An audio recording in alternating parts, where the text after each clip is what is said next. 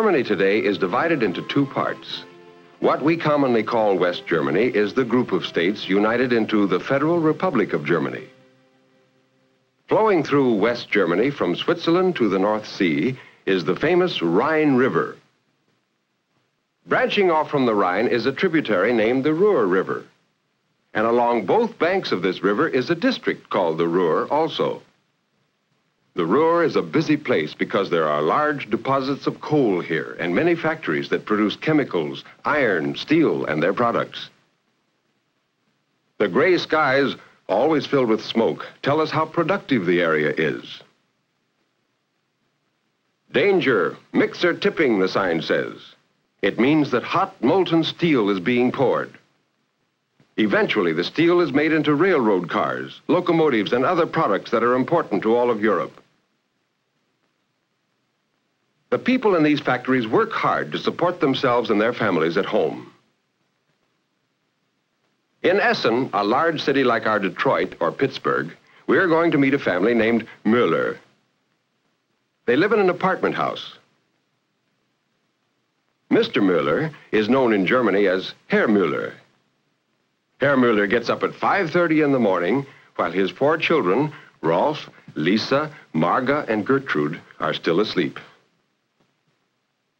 Father, or Vater, as the German children say, starts breakfast with coffee to be followed by bread, butter, and sausage. Before Mother, or Mutter, sits down to breakfast, she goes to wake the children while her husband reads about the world's happenings in this newspaper published in the Ruhr. The children would like to stay in their comfortable feather bed with its ruffled pillowcases, but they go to school, as all German children do, at least until they're 14. After breakfast, Herr Müller leaves for work. At this hour, the sky is always gray with smoke, especially on a cold December day like this. And since the factories begin early, there are people already on the street waiting for streetcars and buses to take them to work. Not far from his house, Herr Müller boards a streetcar to go to one of the Krupp plants. Krupp is a large manufacturing company as famous as Ford and General Motors are in the United States.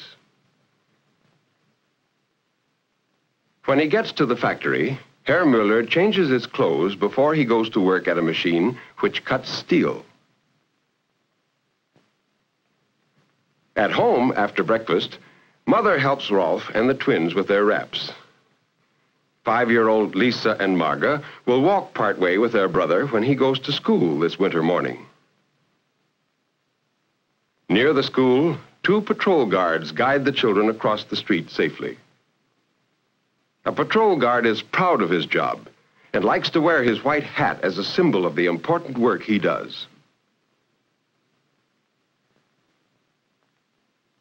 Like other German school children, these first graders carry their books in leather book bags on their backs. Today, lessons begin with the name of a musical instrument, the flute, or in German, Flöte. The children pretend they are playing the flute themselves. Then the teacher recites a poem about 2 boys, and the children respond with hand gestures. The teacher, Herr Fahrenberg, enjoys his work with Elfriede and Rolf, Hans, Erich, Ingrid, Sigrid, and the others. About 10 o'clock in the morning, when the children are getting hungry, there is a recess period. Milk is distributed to all who've paid for it. The children consider it a special privilege to be the milk monitor. Today, Sigrid gets the chance to practice some of the social graces. The rest of the children talk and laugh quietly until the reading period begins. Rolf takes his schoolwork seriously because he is beginning to understand that education will help him in his daily living and in the future. So he hunts for the right place now, eager to find it. Meanwhile, Lisa and Marga come in from out of doors to look for a mid-morning snack on the cupboard shelves that are as familiar to them as the refrigerator is to us.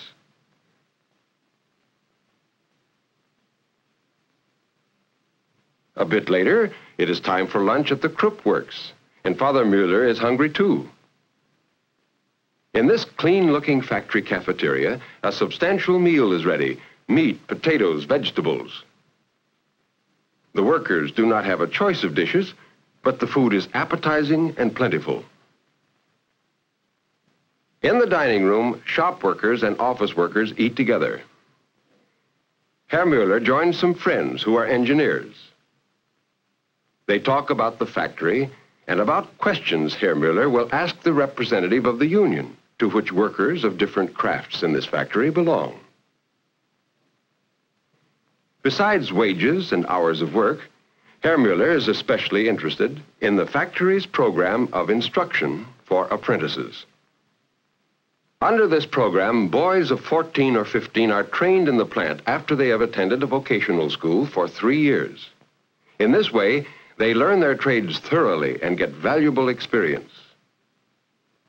It may be that Rolf Müller will become an apprentice someday, but right now, going with Mother and the twins to the store will occupy the afternoon. From their apartment, the Müllers walk down a cobblestone street, past typically German buildings with plain lines, steeply slanted roofs, and squarish dormer windows. When they've walked a few blocks, they come to a busy section of town where there are German-made cars on the street and many stores. Some of the stores are owned by the factories, but not this one where Mrs. Müller, or Frau Müller as she is called in Germany, selects what she wants among the fresh vegetables and salad greens. Here, paying with German marks and pfennigs, she may purchase by metric weight cookies and other such delicacies, or bananas transported from Central America. Such a modern aspect of life in the Ruhr is in contrast with the fish peddler who cleans your supper before your eyes and gives his surroundings an old-world look. These contrasts between the old ways and the new ones can be seen everywhere in Essen. Here is a building that, in style, looks backward to times gone by. Yet not far away is a church so modern in design that seeing it is like peering into the future. The children living near accept the modern look of this church as readily as they do their newly built houses. They take change for granted, as we do. And just as we do, most of them love to play outdoors. This little girl makes up a game of her own. Older children shout to call their friends as they race across a footbridge in the park or roller skate on the sidewalks of quiet streets out of the way of traffic. They enjoy these hours of active play after school. And even better than the sidewalk are the safe playgrounds. Some of their playground equipment looks different from ours. Do you see what's unusual about this slide? What skills do you think are needed to go down it? Just as we do, these children hope to grow up strong and healthy with families of their own. Do you see the Müller twins here? When they get home, they find Mother preparing for dinner a kind of potato dumpling that is Father's favorite dish. So Marga and Lisa get busy too at their own toy cupboard. This requires close attention, for while they play with dishes and linens, they are learning to be capable, industrious housekeepers like their mother. Good homemaking is the pride of all German women. Frau Müller's neat Chinese stove burns coal, and it works well. She grinds potatoes to make the dumplings, and with them she will serve beef stew, since the family usually has vegetables and fish or meat for dinner.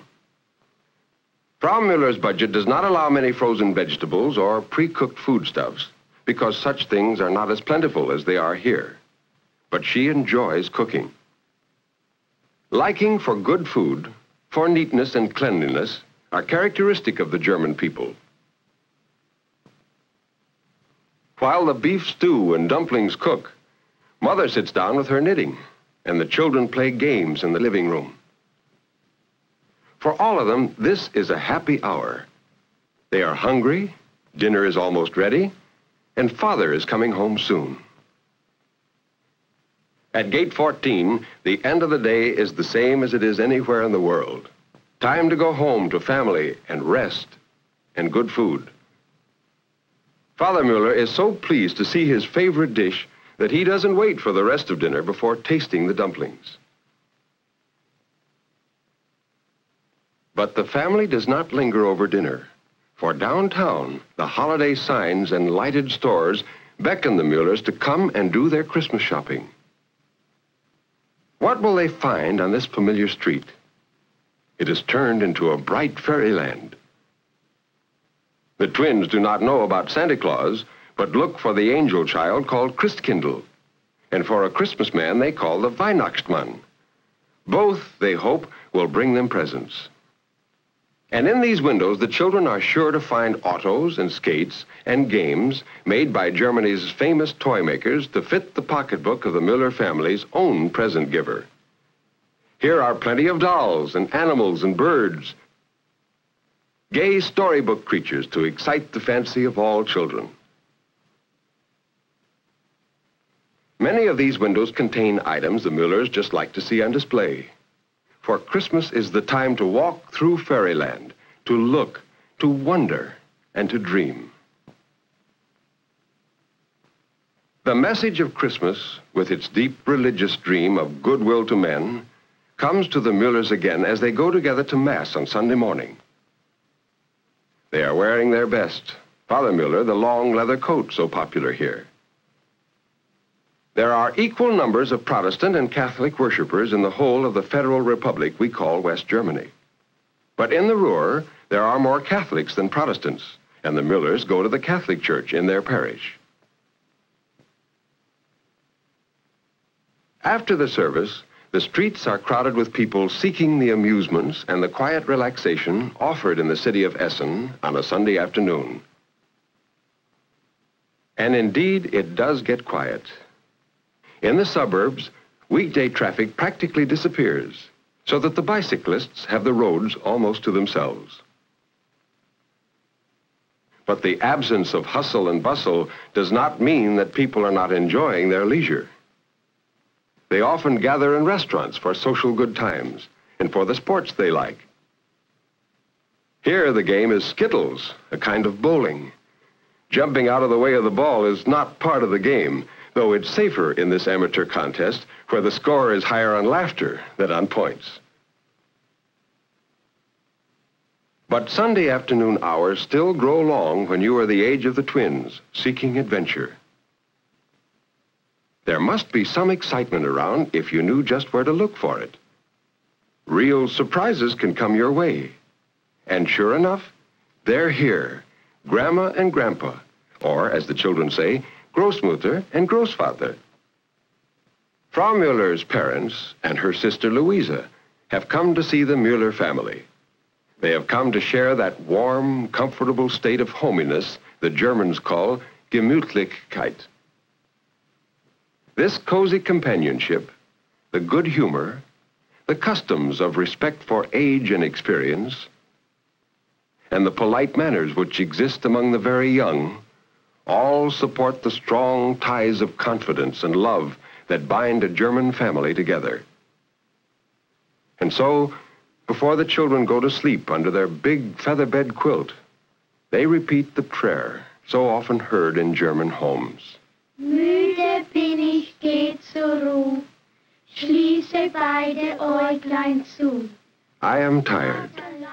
I want to keep both my eyes closed now and sleep. Father, let your eye instead look upon me in my bed. Let this family be blessed. In your hand, God, let them rest. Every person, small and grown, shelter, Father, as your own.